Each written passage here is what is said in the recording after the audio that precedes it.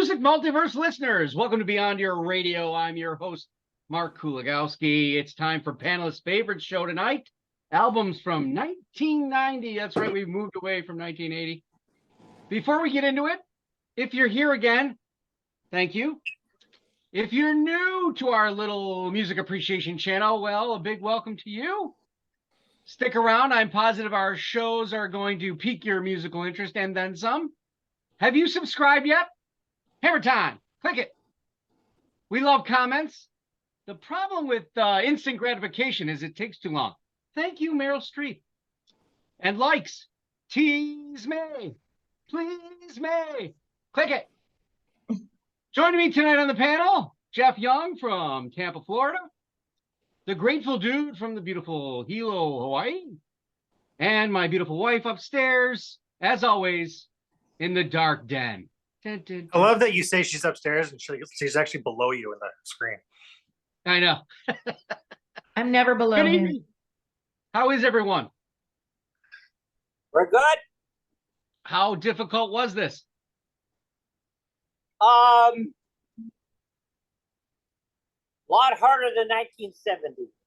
Oh, Wow. Well, on that note, ladies first. As usual. Sue, you're number 5. number Album of 1990. 5. Okay. So my number 5, I went with. So I was torn between two. Can I say the other one or no? Or do I? Sure. You can do that in honorable mention time. Oh, okay. See, there's all these rules. So Unless there's a good story behind it, I'll let it go. no, there's no good story, and I have a feeling someone else is gonna pick it Okay. anyway. So That's I'll Only maybe why I'll, to hold off. or I could be wrong. Anyway, so my number 5 is Axe by NXS. I can't. Nice. Yeah. Bitter Tears, Disappear, By My Side, Suicide Blonde. They're all perfect little songs. They were on the radio, they were in the car. NXS was kind of everywhere around that point in time. And I actually just this past year was on a road trip for work, and my coworkers are a little bit younger than I am, so I introduced at least one person to a couple songs they'd never heard before, which was kind of cool, and they still held up. And yeah, so I don't really have a deep story with them. They were a fun band with, obviously a sad ending, but their songs live on. Yeah, I had that album on my list. That is the follow-up to Kick, which is hard to outdo. I had it on my list too. Just A lot of great his music voice. died that we never got to hear. Oh, it's so sad. I mean, True. pass each other on the stairs. Oh, love that tune. Love it. Great pick, Sue. Great pick. Let's go to the Grateful Dude. What's number 5? Number 5. My notes usually are lost, and you guys talk too fast. But actually, Jeff, let's Jeff go to number 5. I'll be back. Okay, we'll let Jeff go. For my albums, I narrowed it down by identifying my favorites as albums that I listened to constantly when I wasn't at home and I went to my friend's house, they had it on, or I actually also went to see them in live that same year. So the first one I picked was the 4th studio album from Queensryche called Empire, which was their most commercially successful album. And it was more a direction of them going more into songwriting, and some people would say it's more boring compared to their previous albums, but definitely a good album. Musically very, very good. And I did see them on this tour when they opened for Metallica. So yeah, just hit all the right points for me. And yeah, just listened to that a lot. I listened to it 3 or 4 times. Yes, it was an album listen challenge. You can always go back and check that one out if you like. It's on our playlist. That was Is going the to be my Grateful number Dead- 5. What was that? That was going to be my number 5. Oh, so that was your honorable mention. Excellent. Yes. All right. There are Grateful some really Dead. good songs there. So. I'm Yeah, ready for Silent you. Lucidity, Empire. Mhm. A lot of play on MTV with that. A couple of those songs, Silent Lucidity and Empire. Something Jet City City Women? Woman. Yeah. Yeah. Is the Grateful Dude ready? Yeah, I'm ready. All righty. First of all, I want to start off with you guys who don't know. We had a few days ago a great rock and roller die, and that's Jimmy Buffett. And we'll be doing a tribute show sometime this weekend, so please watch out for it. Yep. My number 5 pick, one of my favorite bands of all time, and I love this album. The Allman Brothers, 7 Turns. Okay. 7 Turns is a fabulous song, one of my favorite songs they do. This album, like all their albums, is good, clean Southern rock, period. And this is back in 1990 when they were hitting all 8 cylinders. All the band members were still alive, and they were still doing great stuff. It was fabulous. It has great songs on it. Good, clean fun is great. Let Me Ride, 7 Turns, True Gravity. I love them all. This is just good. If you're a fan of the Allman Brothers and you haven't heard this album, you should have played it immediately, because this is, to me, a standard. This is when you think of great albums they've done. This is one of my favorites. This I even rank above Eat a Peach. So Really? yeah, I love this album. That would be a very contrarian opinion, because most critics said this album is like the exact, like, not, anywhere near Eat a Peach. So that would be an interesting position to take. Well, it's just that maybe I know a little bit more than some of these reviewers.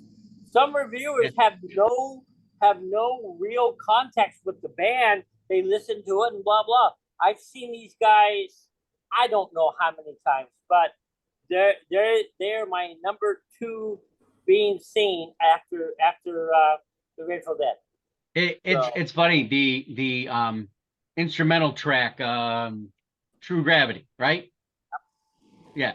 So Grammy Award nominated, and who they lost to might be on this show. We'll see.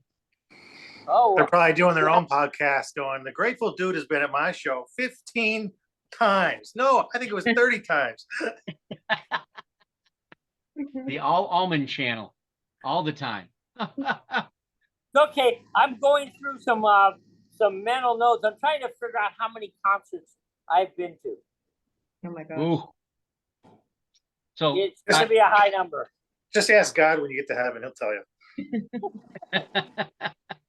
He lost track too, probably. You can come down and haunt Mark and he'll let us know what you said. Yeah, I know it. I know I don't have you beat there. That's for sure. That's for sure. Oh, yeah. Well, I got 20 years on you, Mark. Well, concert costs too much money nowadays. You don't go to one every day. Yeah. You sit behind the fence and peer over. I try to drive by and listen. Sit in the parking lot. Drive through concerts. There you go. Drive through. Oh, well. All right. All right, back to you. Your number 5. My number 5 is the second studio album by Canadian blues rocker Colin James, Sudden Stop.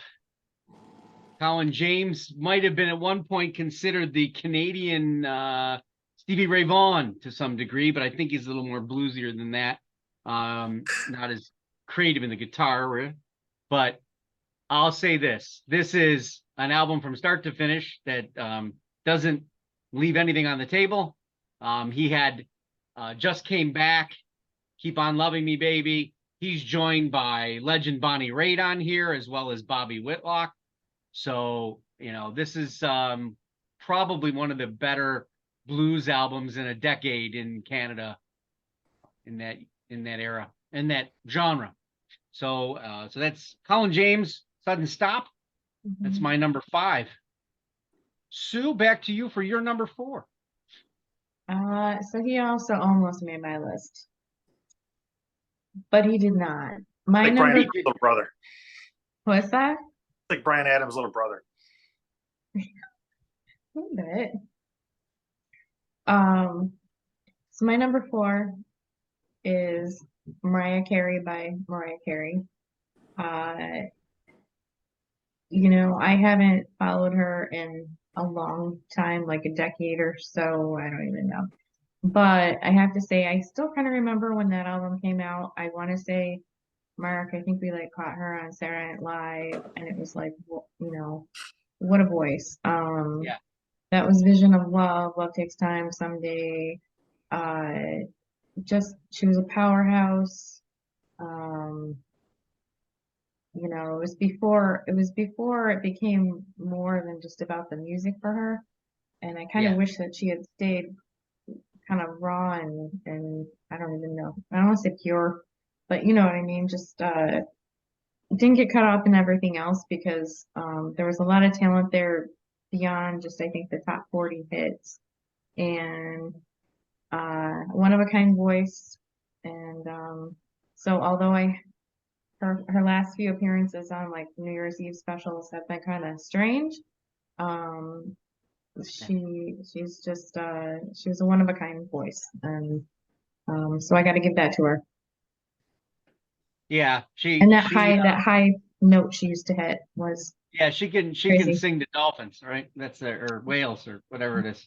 She's got that high range, man. Yeah. But she know what it is for me, I think is too much diva, not enough delivery. Right? That's what it Well, is. and she became an entertainer instead of a singer, I feel like, um, which happens to a lot of people. But Yeah. I saw her in concert at one of the California entertainment where they had like 700 different entertainers in 2 days. They all came on the show for 20 minutes, did a half a set, and got off. But I enjoyed her. yeah, I was quite amazed because yeah. she's really not totally in my wheelhouse. Mhm. So, Jeff, you're number 4. Well, kind of in the same vein as picking Jeff's album challenge, I chose your album challenge for my other one. I picked Anthrax Persistence of Time, which is their 5th studio album. It did get nominated for a 91 Grammy Award for Best Metal Performance, but it's the last album that lead singer Joey Belladonna performed on before returning to the band later. But some of the singles included like Got the Time, which was a Joe Jackson cover, In My World, which actually was performed on a Married with Children episode. And the episode was called My Dinner with Anthrax. But yeah, just a good album. I think what's funny for the 1990 album is it still kind of holds up today as far as music. It doesn't sound real tinny like some. And it was, this album was kind of like a more mature album for them. A lot of their previous albums were more thrashy and more comedic in some of the lyrics. So this was like really more of a rock album than they'd ever made before. But yeah, listened to it a ton. Saw them live a couple times, and yeah, just listened to it all the time. What was the consideration for that? It was like one of the first times that rap was put in metal. Yeah, they did a thing with Public Enemy. It wasn't on this album; it was a different album. And they had their own rap version called "I'm the Man." It featured a couple of screams from Sam Kinison. Yeah, that's right. That was more a comedic rap. Yeah. Okay. Grateful Dude, you're number 4. My number 4, another band that I saw them before they were even known or popular. I love this band. This is not one of their best albums, but it's still a very good album. And because they're always have been a favorite of mine. I still listen to them on a weekly basis. And I just started listening this one 3 days ago to tune myself up, and I forgot how damn good this album is. And we're talking about Los Lobos. Neighborhood. This band, I can't say enough about. They're fabulous. They've changed so much over the 4 decades I've been listening to them, and they're getting older, but they're getting better. But this, they have a couple different versions of this one. I've actually seen this album in 2 different formats, so it's weird. One was a studio, and one was not a studio, but they both had the same name. So anyway, so down on the riverbed, Emily, Little John of God, Georgia Stop, great songs, you know. And it ends up with the last song is The Neighborhood, which is the title tune. I saw this band in 1990 in February and again in December, both in LA on this particular tour. These guys are awesome to watch in concert. They just know how to do things. If they have a lacking, and all bands have some kind of lacking, I would say their vocals are their only lacking, but their songwriting, their production, and their musicianship is outstanding. Their musicianship is outstanding. So their percussion centers, their drummer and bassist play so well together. It's you know, watching something like the percussion of Zeppelin or something. They're that tight together. It's amazing. So now they started as a garage band, basically, right? I saw them as a garage band in somebody's garage. Yeah. Cool. So They have honed their skill for many a set. Many moons. Oh yeah, but you know it's funny is back then garage bands, even though they may have their own music, usually they're playing other people's covers to attract people in before, you know, they get their own music out there. So it was interesting. But anyway, so that's my number 4. Mark, your number 4. That would be a great idea for a band to just like pick fans, like register on your website and do like an actual national garage tour. You pick your fans' garage and go play there. Like just pick like 20 dates and just we're going to play at Mark Kuligowski's garage, you know. And that his garage has is to open, clean the guys. garage. Oh, well, I'm breaking out cassettes. Still was thing in 90 for me. So my next band is basically I don't know, what we'll call them a power folk group put together by Roy Orbison, Jeff Lynne, Tom Petty, and D. Bob Dylan. And this is their album 3, although it's their second. So they're mathematically challenged, obviously, but it's the, whoops, upside down, Traveling Wilburys 3. Oh, yeah. Forgot about them. Yeah, great. They are still a staple of my, well, I guess we'll call it rockabilly, maybe. That's probably the best of it. Not really folk, more rockabilly. Do Wilburys grow on trees or bushes? Blueberries. No, that I have no idea. What a question, Jeff.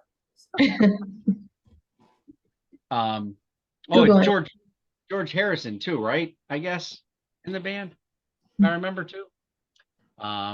They had Wilbury pseudonames, like Spike was Harrison, Clayton was Jeff Lynne, Muddy was Tom Petty, and Boo was Bob Dylan. With Harrison and Lynne both produced the record, and I think you kind of don't realize what a producer, you know, Lynne is when you think about all he's done. And then, you know, George Harrison, it's great.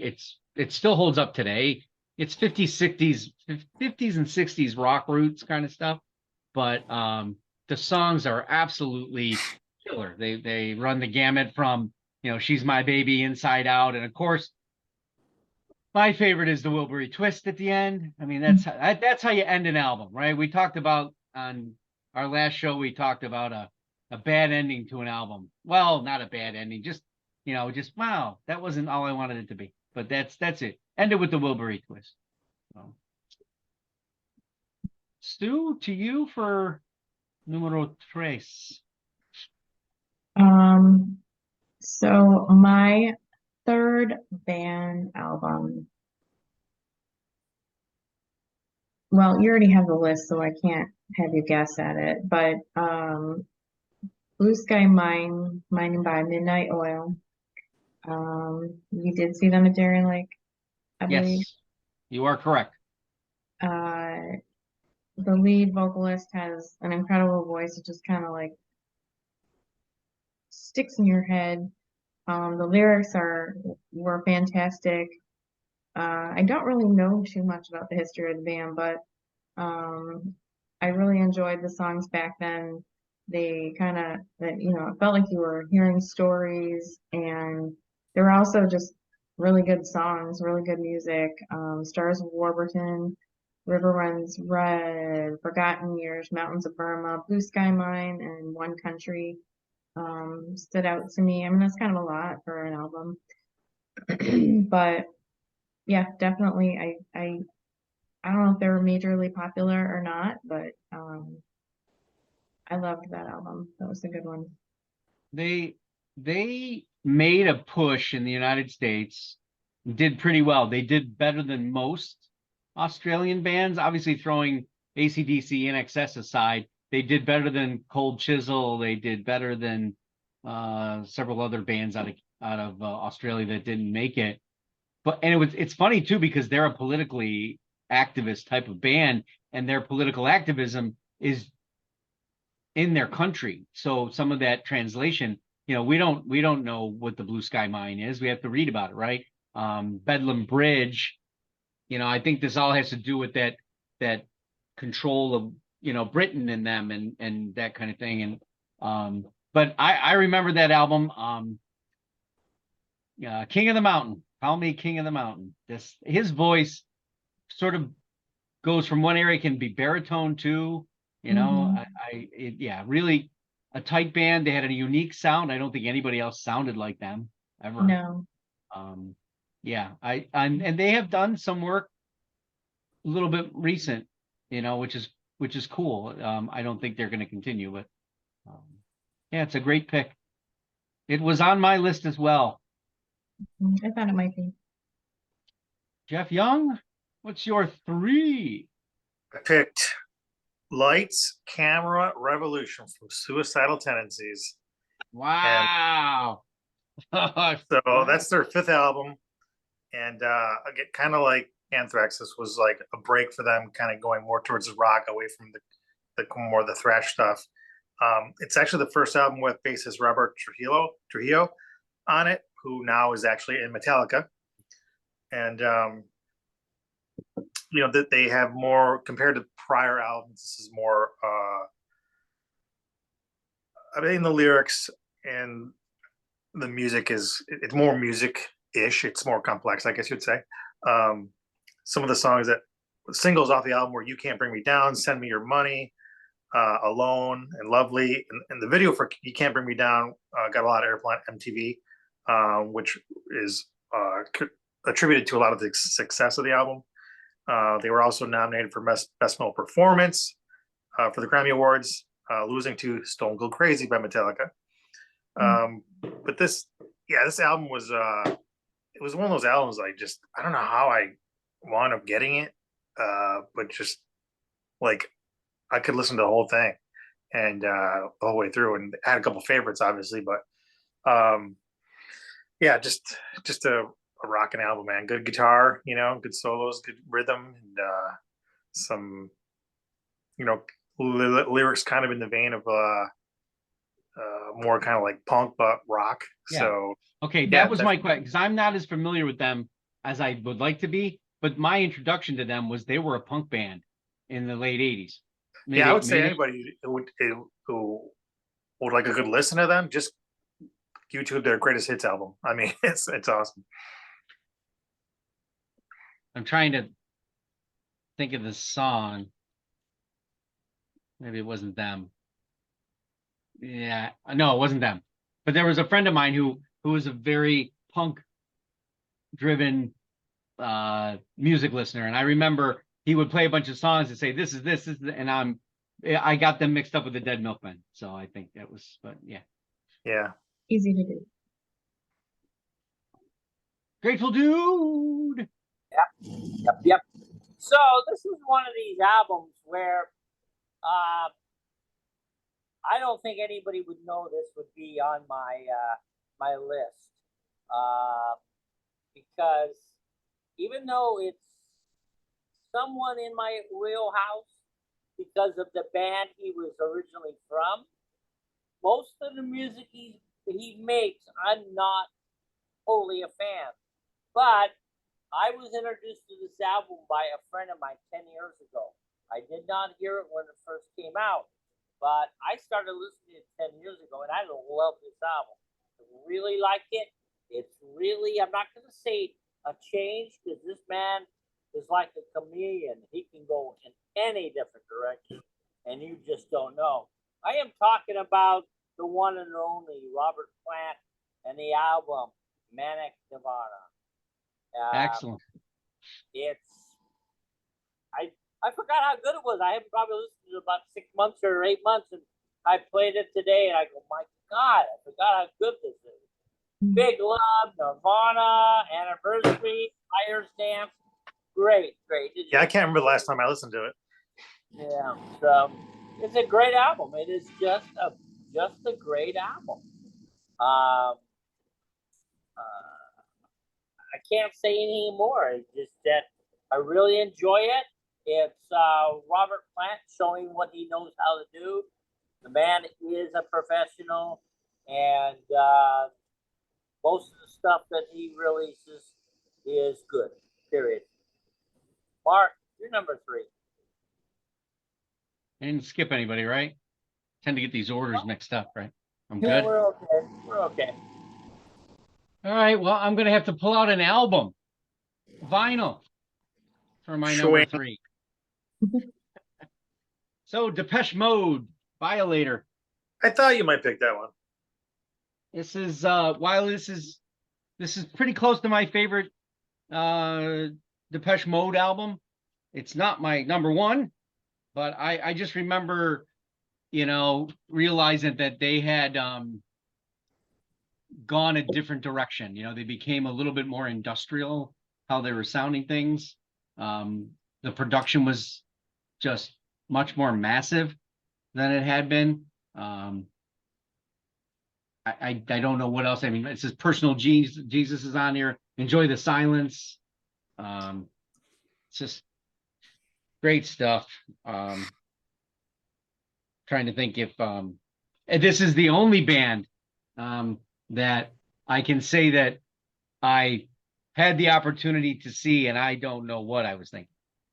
Should have gone many times over. It didn't matter whether it was late 80s, early 90s, 2000, but I mean, tickets now for these guys are ridiculous. So. Yeah, I wanted to go see him about 5 years ago, and it was before a hurricane hit, and so it got canceled, obviously, and never got rescheduled. So yeah, well, the one guy's dead, so that's probably not good either. So that's my number 3. Sue, number 2. So fun fact about Depeche Mode. Do you remember when I traveled to Portugal? Mark actually made me a mixtape. When people still used to make mixtapes. I thought that was an 80s thing. That's a 90s thing, right? It was kind of right on the border there. Right on the fringe. So Depeche Mode. So it wasn't all Depeche Mode, right? No. There was some Richard Marx. Of course there was. There was some Bryan Adams, I think. I don't remember, but Depeche Mode and Personal Jesus was on there. Yeah. So I had to sneak it in because music wasn't allowed on the trip. What? It was a religious experience. That. Yeah, no music allowed, but I brought my Walkman. Sorry, people. Walkman. Hey, here I got some tapes for you. There you go. So anyway, I think I still have that tape. Well, maybe. I think I still have it somewhere. My number 2 is also Manic Nirvana. I think we used to listen to that a million times over. Yes. At high volume. And yeah, I loved all the songs on it. It was just a good listen. It was good Robert Plant. It was good summertime music. It was good anytime music, really. But I don't know. There's really nothing else to say about it because Jeff kind of summed it up well. But that was my You number. It have is such the album. you have such good taste, Sue. I know, right? That is the album where it starts off with the Woodstock comment, right? What we had in mind was Breakfast in Bed. Yes, yep, that's the one. Yeah. Yep. Great mixing. I gotta look at. I don't know who produced or mixed that record, but the mixing on his 90s stuff was ridiculously well done. Awesome. We will go to Jeff Young for number 2. I picked The Simpsons Sing the Blues. Just kidding. I did not pick No, that. you didn't. The real album. The real album. Let's play that right now. Yeah, I can't wait to get I demonetized. I picked the 4th studio album from Megadeth, Rust in Peace. And it's the first, make sure you're listening to this, it's the first album to feature guitarist Marty Friedman, who replaced existing guitarist Jeff Young. Those are the days. Anyway, songs. Hangar 18 and Holy That Wars was when you had hair. were the singles. Holy Wars was actually featured in Guitar Hero, and Right. Hangar 18 was in Guitar Hero 2. And both songs have been described as amongst the most difficult songs to play in that series. And the reference book 1001 albums you must hear before you die includes this album. I don't know how hard it is to make the 1001 albums that you must hear before you die. It's a lot of albums, but it was also nominated for a Grammy Award for Best Metal Performance. And the Rust in Peace title was actually inspired by a bumper sticker that Dave Mustaine, the singer guitarist, had seen on the back of a car. The sticker said, "May all your nuclear weapons rust in peace." And so Mustaine liked the concept for the album. And so the artwork that was created for the album was also done by the artist that did the previous Rust or Peace Sells But Who's Buying album in '86. And the album cover references the song Hangar 18. It's kind of like, Area 51 and like different world leaders like Gorbachev and George Bush and a couple of the other European leaders are around. They're looking at an alien also with thick rattlesnake, which is their mascot, which is kind of like a skeletal type creature. But anyway, some of the album songs that feature they talk about religion, politics, and warfare, Mustaine's fight with alcohol and drugs, and UFO conspiracy theories, and even the Marvel comic book character, the Punisher. But it's I could have easily picked it my number 1, but I've already talked about it a couple times on this channel, so I just made it number 2 as a result. I was wondering if it was going to be number 1. That was my question. I didn't know. Now I'm curious as to number 1, but I might have a good idea. Grateful Dude, number 2 for you. Number two. Well, this guy I've seen quite a few times in concert. I happened to see him in concert for this particular album, and I remember it well because my first date was my first wife at this concert. So I still remember one. So I am talking about Van Morrison, the Enlightenment album. I thought you might pick that. Yeah. I love the man. I love this album. I loved it when it came out. Still love it to this day. Haven't listened to it about 6 or 8 weeks, so I played it twice today. Great great album. Enlightenment, really, really gone. Is my favorite of the bunch. Youth of a Thousand Summers is great. She's My Baby. You're So Quiet in Here. Love them all. I mean, this is just Van Morrison. I mean, this is the voice you expect. This is the production you expect. The thing about Van, especially in the 80s and the 90s, Van Morrison was Van Morrison. He wasn't trying to play around with different genres or anything like that. He was your typical classic rock, lighter, but this is the time when Mystic River and other stuff started to pop around, and this was just a fabulous album. It was really, really good. I enjoyed the concert.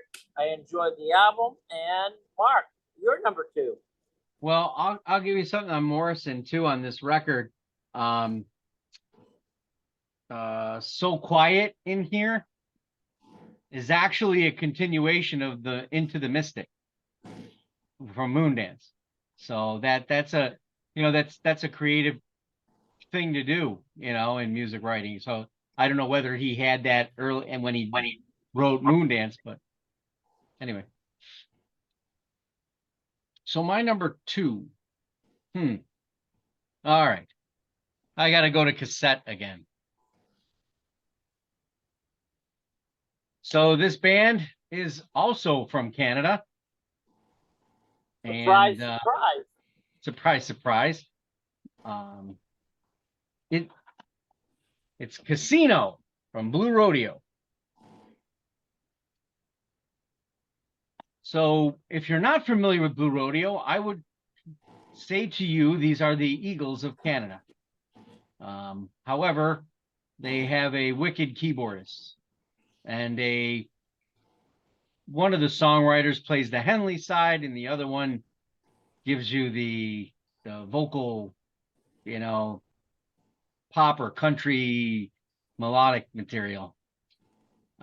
Greg Killer and Jim Cuddy are vocal duoists that have been doing this for a long time. And on this album, they're doing usual things that they do.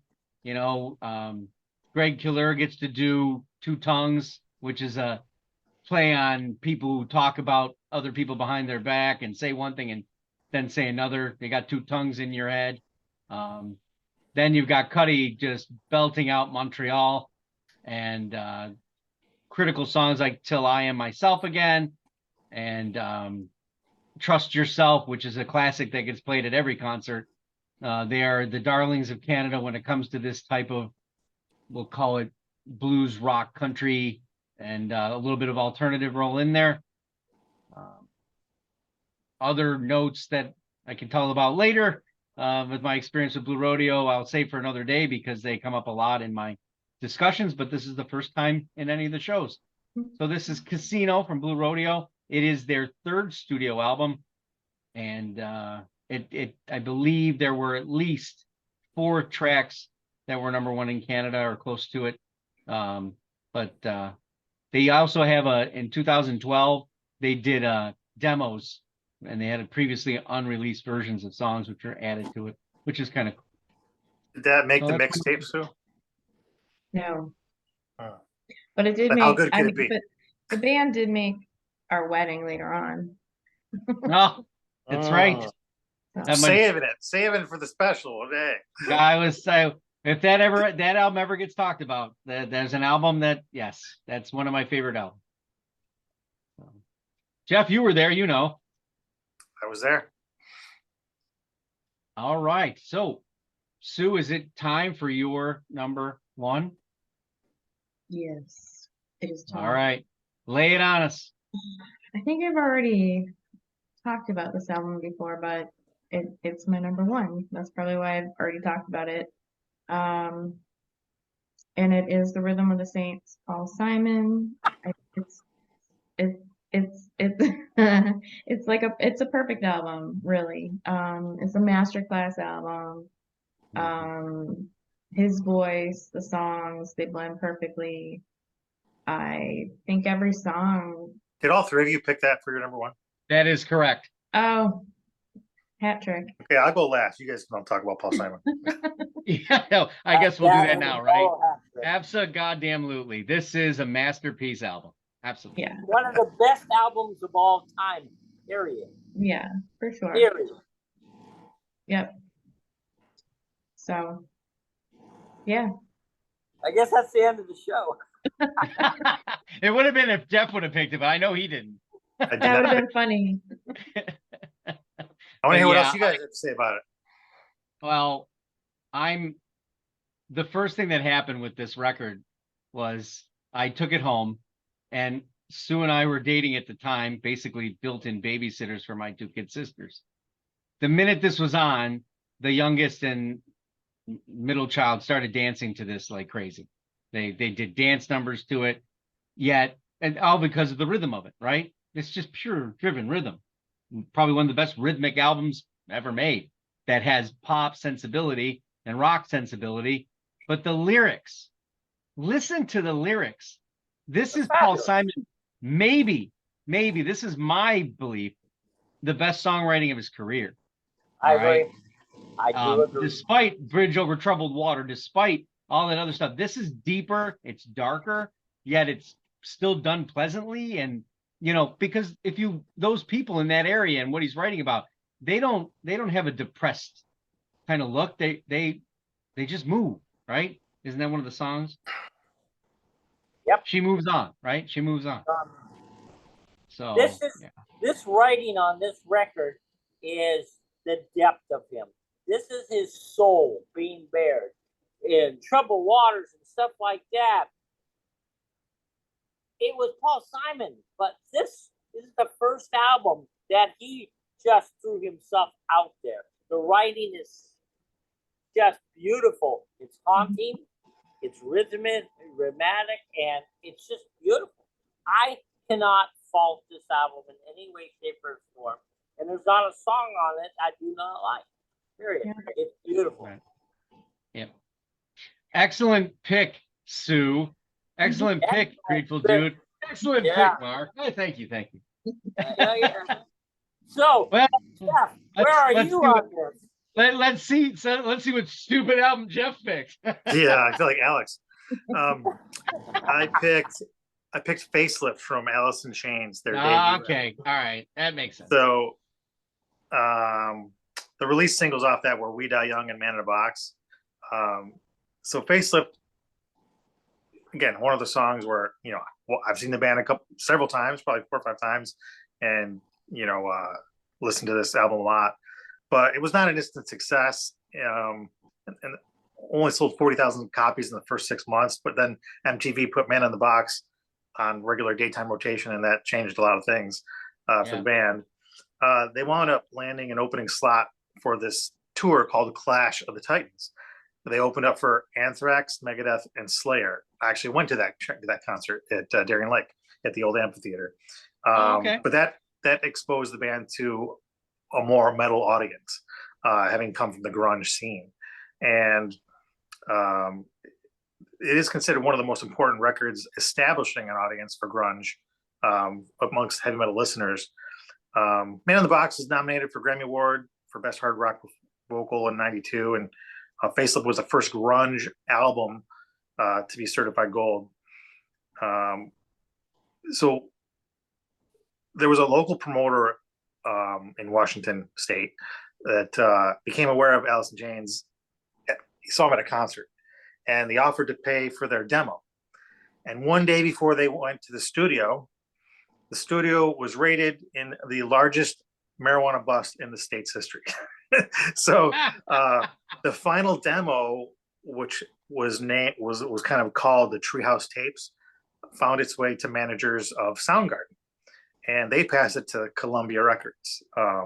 And based on the Treehouse Tapes, they secured a deal and were like kind of fast tracked to get an album out before 1990, because this was 89. The one producer, Dave Jordan, said, because I told Jerry Cantrell, Metallica took Tony Iommi and sped him up. What you've done is slowed him down again. And Cantrell told him, yeah, you got it. That's how I got the gig. some of the songs, like I can't remember, are credited by Cantrell for kind of helping establish and confirm the sound they wanted. And he wrote "We Die Young" after riding on a bus to the studio, watching kids who were like 8, 9, and 10 on their pages dealing drugs. Oh. And what else? He wrote "Sunshine" about his mom's death, and "Facelift" was actually dedicated to her memory. And then at the end of "Real Thing," the song "Real Thing," you can hear Staley shout "Sexual Chocolate, Baby," which is a reference to the Eddie Murphy film "Coming to America." Coming to America. That is the name of his band, where the one character's band. But I don't know. The Ozzy Osbourne also listed "Facelift" as one of his 10 favorite metal albums. But yeah, just one of those funny, ones. Where, it's not a metal album, right? It's not. I mean, it's considered a metal album. I mean, It's a grunge metal record, right? Yeah. But know what it is for me, they were always a the band. grunge band with a metal album.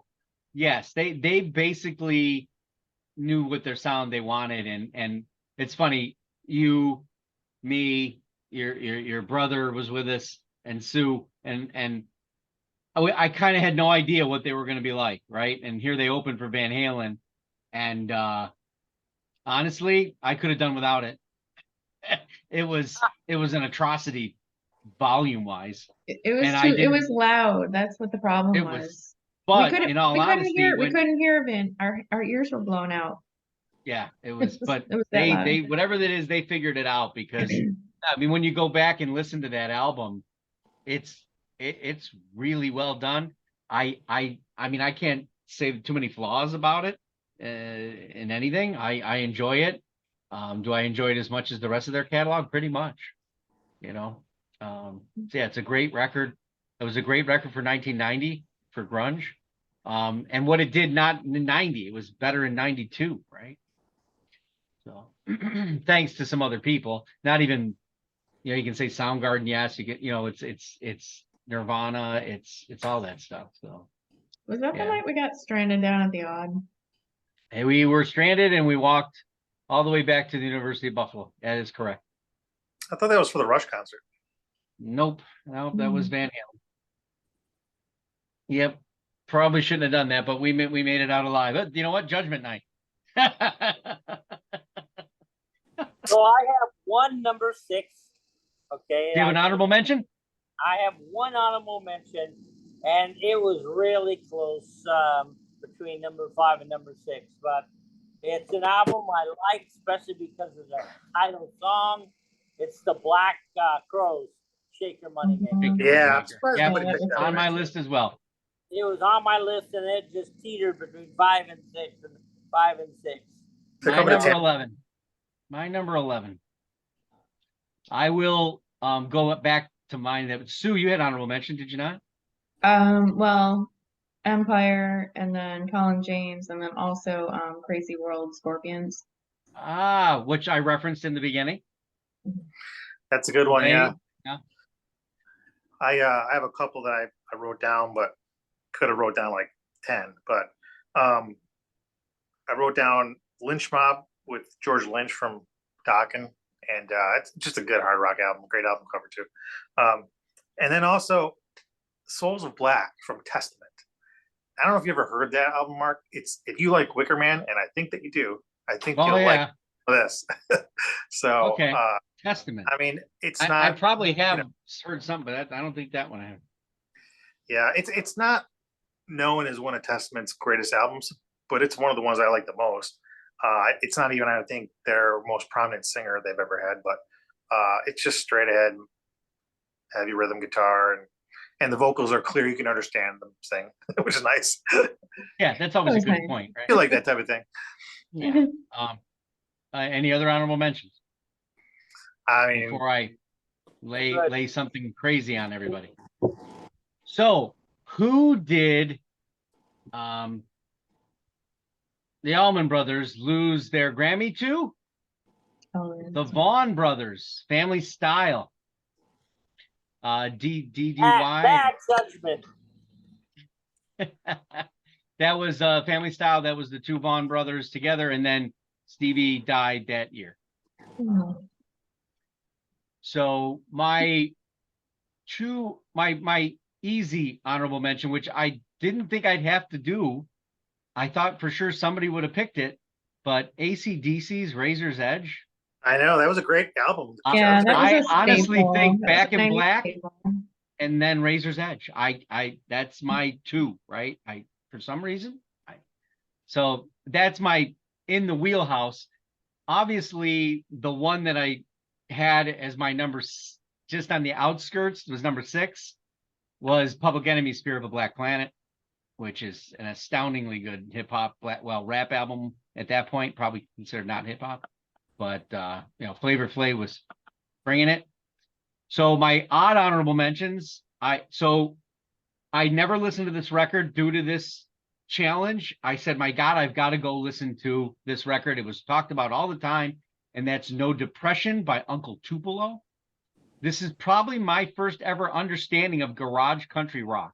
The rawness and alternative way of playing and delivering it had all the cheap college feel, but the lyricism and the players seemed to have some grand mastery of the guitar and the songwriting hit with such clarity. Obviously, Uncle Tupelo eventually yielded the band Wilco, because that's Jeff Tweedy. So there's a 90 record to go back to listen to and go, wow, obviously never going to get big radio play because of what they were doing hadn't even been done yet. So that was going on at the time. So I talked to you about the Vaughn brothers, right? And you think of Stevie Ray. There was a guy who is a wild, fantastic, controlled virtuoso of the guitar, and that's Jan Ackerman. And that's The Noise of Art. And it's the guitar virtuoso lets his blues jazz fill up the instrumental space with fantastic playing. It's essential 90s, early Vaughn-esque, but you got shades of Jimi Hendrix, you've got shades of Clapton. This is a beautiful orchestrated instrumental record for guitar. If you are a guitar lover, you have to hear this record. You probably have to hear a lot of other Ackerman records. You should have a box set, I would believe. Do you remember who had their other first album in the 90s as solo? It was Stevie Vai, right? Oh, yeah, I remember him. Yeah. That was also on my list. Mhm. And those are my three. What I'm surprised didn't make anybody's list, especially yours, was Neil Young and Crazy Horse. Neil Young and Crazy Horse were number 12. A Ragged Glory has very good stuff on it, some of which I thought I've heard before. That it's not Freedom, which is my favorite record. It was my number 9. It was my number 9. So yeah.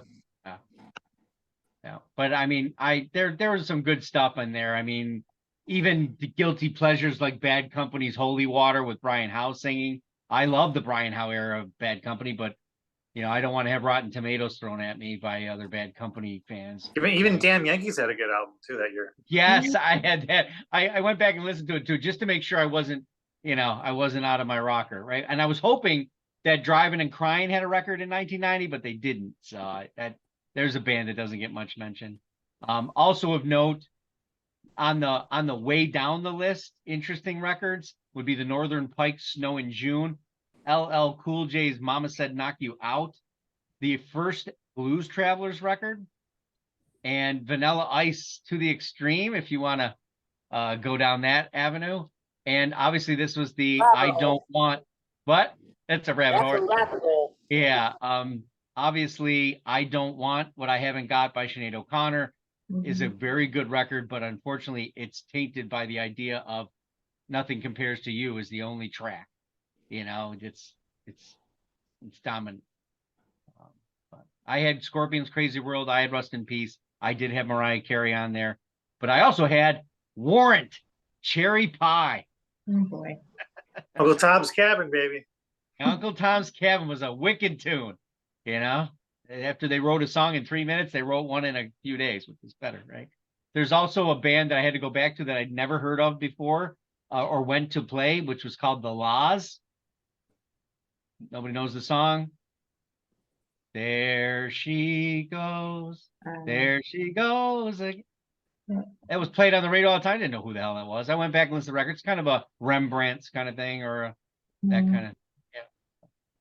Anyway, Mazzy Star, Afghan Wigs, and Extremes, Porno Graffiti. Another interesting record at that time. So I want to thank my panelists for tonight. These are always a lot of fun. We'll be back in 2 weeks in the year 2000. Also, Fortunately, I won't. tomorrow. Yes, Jeff will not be joining us. And also note tomorrow is album review Saturday. Don't miss that. And Sunday is the big catalog review show, Led Zeppelin, which I believe is frustrating many of the panelists. We'll have to see how that goes. Please hit the like button. Give us some comments and subscribe if you haven't already. And if you have already, like Jeff Young said, get a new email, subscribe again, get a new email, subscribe again, get a new email, subscribe again. We're on the web at www.beyondyourradio.com. Thank you for watching. Happy listening.